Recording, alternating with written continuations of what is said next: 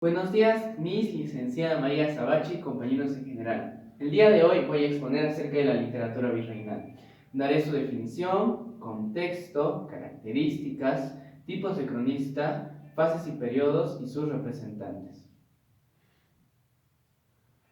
Definición. El 20 de noviembre de 1542, el rey Carlos I de España ejecutaría las nuevas leyes, en la cual daría la creación del Virreinato del Perú. La literatura virreinal abarca desde el siglo XVI hasta el siglo XVIII, en la cual el Perú se encontraba bajo la dominación española, por lo que se vio influenciado por las corrientes literarias de esta. Un contexto histórico. Atahualpa había sido capturado en Cajamarca en 1532 y ya se le habían dado dos nombres al territorio peruano: Nueva Castilla y Nueva Toledo. Pero oficialmente iniciaría el dominio español en 1542 bajo la creación de Lima o la Ciudad de los Reyes. Cabe aclarar que a pasar del tiempo el Perú fue perdiendo territorio, quedando así en el siglo XVI teniendo una forma similar a la actual República Peruana. Un contexto económico es que España estaba pasando de la agricultura a la minería, lo cual le fue muy producente, pero cuando ya no lo fue, volvió otra vez a la agricultura. Más que nada sembró trigo, caña y vid en las costas peruanas, usando como esclavos a los negros en la costa y a los indios en la sierra.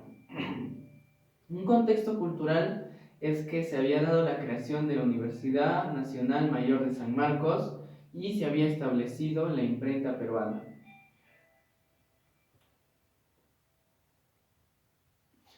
Un contexto religioso es que la religión católica se había implantado en los indígenas gracias a la Santa Inquisición, haciendo todo tipo de atrocidades para aquellos que no se consideraban cristianos.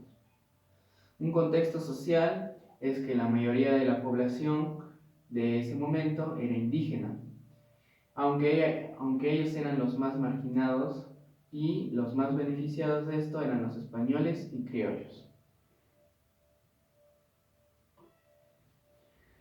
Características.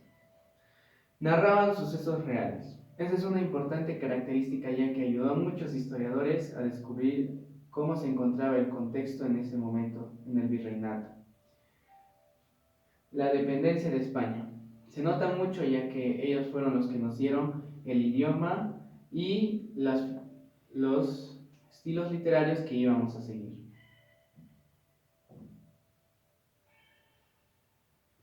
El retoricismo. Usaban las figuras literarias de España, le cuidaban mucho la rima y la métrica. Y el satírico. La literatura virreinal trataba de satirizar mucho el contexto en el que estaba, aunque eso no significaba que se burlaban tanto de él. Cronistas. Podemos dividir a los cronistas en españoles, indígenas, mestizos y criollos. Los españoles se dividen en cronistas de la conquista y cronistas de la colonización. En cronistas de la conquista tenemos a Cristóbal de Mena, Francisco de Jerez, Pedro Sancho de la Hoz, Miguel de Estete, Pedro Pizarro, Diego de Trujillo y Alonso Borregarán. En los cronistas de la colonización se clasifican en tres, en pretoledanos, toledanos y posttoledanos. Esto en función a la creación de Virrey Toledo. Toledanos. Se puede resaltar a Pedro de Cía de León y Juan de Betanzos. Toledanos. Solo se encuentra Juan Polo de Ondegordo y Pedro Sarmiento de Gamboa. Y en post-toledanos podemos resaltar a Miguel de Cabello Balboa y Padre Martín de Murúa. Cronistas indígenas. Eran aquellos que habían sufrido la mayor marginación. No se tiene mucho registro de ellos, pero lo más importante son Tito Cusi Yupanqui, Felipe Guamán Poma de Ayala, Juan de Santa Cruz, Pachacuti, Yumanqui, Salcamayoa. Cronistas mestizos. Cuentan con uno de los mayores representantes de esta literatura, que es Inca Garcilaso de la Vega, aunque también está Blas de Valera y Cristóbal de Molina el Cusqueño. Cronistas criollos. Eran aquellos hijos de españoles que habían nacido en el Perú. Se puede resaltar a Pedro Gutiérrez de Santa Clara y Antonio de Calancha. Fases o periodos. Hubo 3 periodos. El primero fue el clasismo. Se inspiró más que nada en los griegos y en romanos, ya que buscaba la belleza y la perfección. Abarcó desde el siglo XVI hasta el siglo XVII. El barroco. Se abandonaron las ideas antiguas y se empezó a implementar la lírica con recursos estilísticos.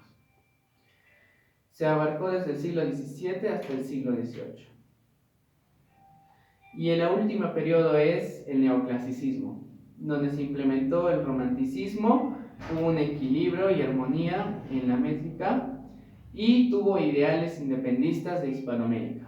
Abarcó desde el siglo XVIII hasta el XIX. Entre sus representantes de cada uno de ellos tenemos al clasismo a Amarallis, al barroco a Juan de Espinosa de Medrano y al neoclasicismo a Pedro Peralta. Representantes. El máximo representante de esta literatura es el Inca Garcilaso de la Vega.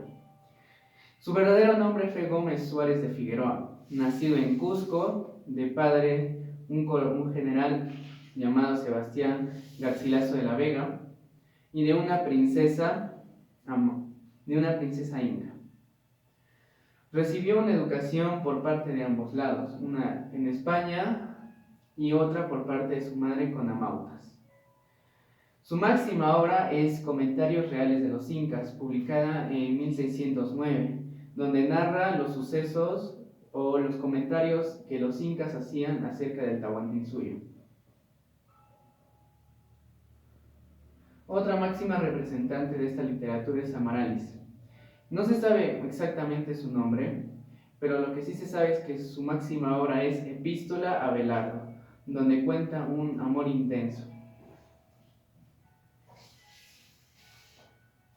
El lunajero. Don Juan Espinosa y Medrano, más conocido como el lunarejo, gracias a los lunares que contaba en la cara. Usaba frases revolucionarias y rebuscadas. Don Pedro de Peralta y Bernabeu. Era limeño, considerado el Fénix americano. Era un políglota, matemático, historiador y muchas cosas más.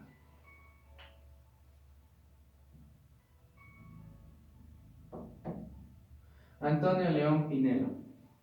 Fue el rector de la Universidad Mayor de San Marcos. Su máxima obra fue Paraíso y En el Nuevo Mundo.